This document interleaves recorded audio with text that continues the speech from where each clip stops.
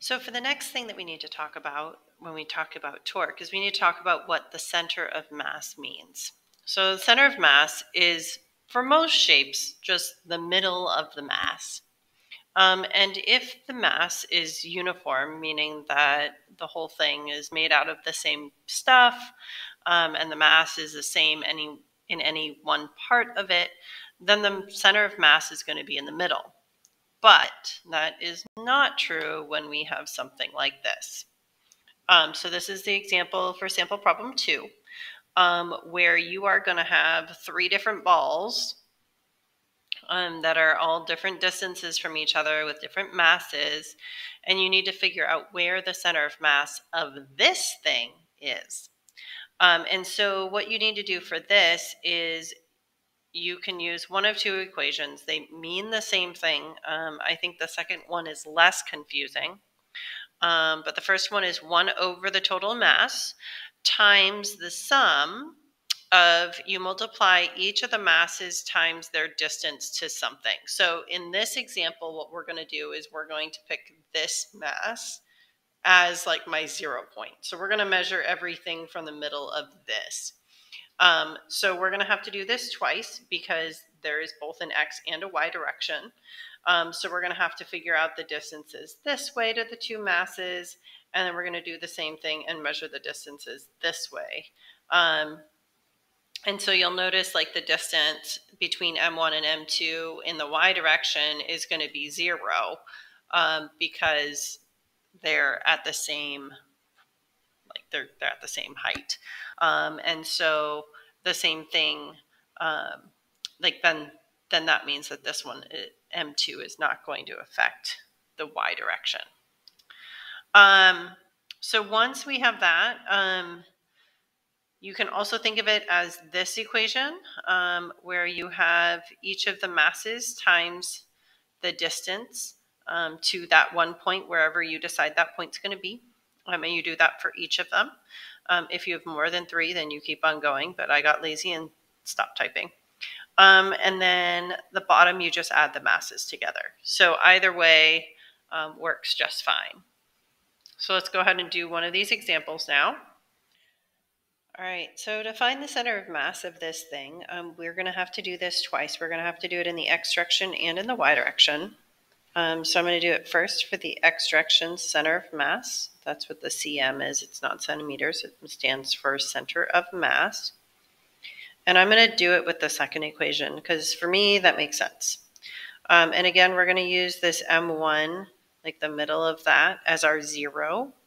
So if I do the mass of M1, that's 4 kilograms, times the distance to M1 is 0 because it's just right there. So this will go away. Plus mass 2, which is 6 kilograms, times the distance, and we're doing the X direction. So in this direction, it's 4. So that'll be times a distance of 4. Plus, for M3, the mass of 3 is 10. And again, we're going to do the X direction. So I don't care about the hypotenuse. I don't want to use that at all.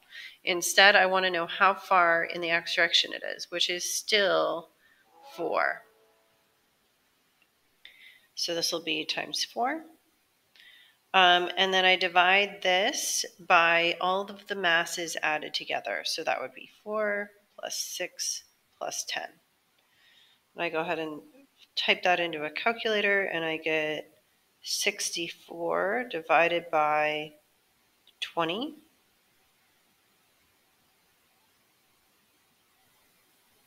Which comes out to, so that equals 3.2. So that means relative to my M1, the center of mass is going to be 3.2 meters to the right of it. So it'll be right here somewhere, 3.2 in the X direction. And then to figure it out in the Y direction, I'm going to go ahead and just write Y center of mass, because that way I remember which way is which. Again, the distance from M1 to itself is going to be 0. So I'll have 4 times 0. That'll go away. Plus 6 times, and then the distance between M1 and M2 in the y direction, you'll notice that they're actually at the same height. So the height from one to the other is going to be 0. So this will also be times 0, plus the y direction for M3 is going to be this distance here, which is 3 meters. So it'll be 10 kilograms times 3 meters. So that goes away. And then I divide everything by adding all of the masses together, which is still 4 plus 6 plus 10. So that means the center of mass in the y direction is, let's see, so 10 times 3 is 30, divided by 20. So this will be 1.5. So that means that the center of mass then is going to be at 1.5. And the symbol for center of mass, in case you're wondering, is a circle, and then it's like this, and then with two sides of it shaded. So that means the center of mass of this is going to be 1.5 meters down from M1 and 3.2 meters over. And then we'll do the second half of this problem after we talk about what moment of inertia means.